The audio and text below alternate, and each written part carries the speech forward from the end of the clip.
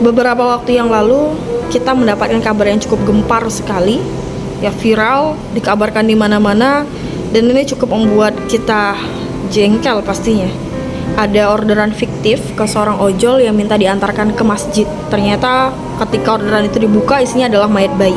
Setelah diselidiki, rupanya ini adalah anak hasil hubungan sedarah atau kita kenal dengan incest. Nauzubillah, pelakunya adalah dua kakak beradik yang ternyata mereka nggak tinggal serumah, tapi mereka sering ketemu untuk melakukan hubungan badan. Dan baru-baru ini kita disuguhkan lagi kabar yang membuat kita mengelus dada. Ada grup Facebook, ya judulnya Fantasi Sedarah kalau aku tidak salah, dan di dalam grup itu ya berisilah obrolan dan ya saling sharing tentang bagaimana mereka melakukan hubungan tidak senonoh dengan anggota keluarganya sendiri. Ayah ke anak, ibu ke anak, abang ke adik, kakak ke adik. Nauzubillah. Nggak ngerti teman-teman, ini kenapa? Apa yang sedang terjadi? Tapi aku cuma ingin mengajak teman-teman, ayolah, di dalam sana ada anak-anak kecil yang mereka bahkan nggak paham tentang pelecehan seksual. Mereka belum mengerti tentang kejahatan seksual. Yang mereka jadi korban, ya mereka cuma taunya orang dewasa bermain dengan anggota tubuh mereka, yang mereka nggak tahu kalau mereka tuh tengah dilecehkan, martabat mereka tengah direnggut. Dan ini tugas kita orang-orang yang waras untuk menyuarakan hak mereka, untuk menolong mereka. Ya tolonglah siapapun yang bisa kita tekan untuk masalah ini, ya pihak penegak hukum, ya tolonglah usut tuntas kasus ini.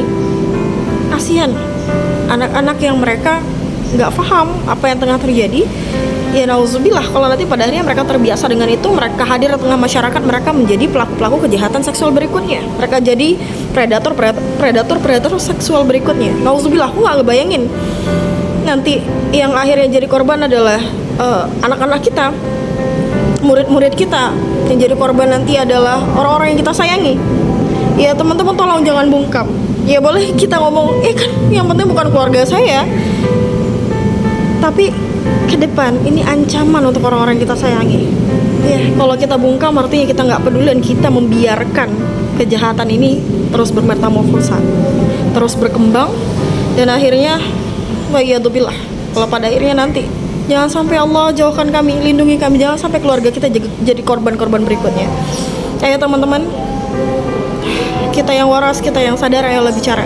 Ya benar, kita ada di huru-hara akhir zaman. Ini sebuah keniscayaan yang terjadi di akhir zaman. Tapi bukan berarti kita pasrah, kemudian kita nggak berbuat apa-apa. Lakukanlah hal kecil sederhana, bicara, membagikan informasi ini, dan menekan siapapun pihak-pihak yang bisa kita tekan untuk bergerak, yang dia punya power untuk menghentikan tindakan-tindakan keji ini. Barakallahu fikum.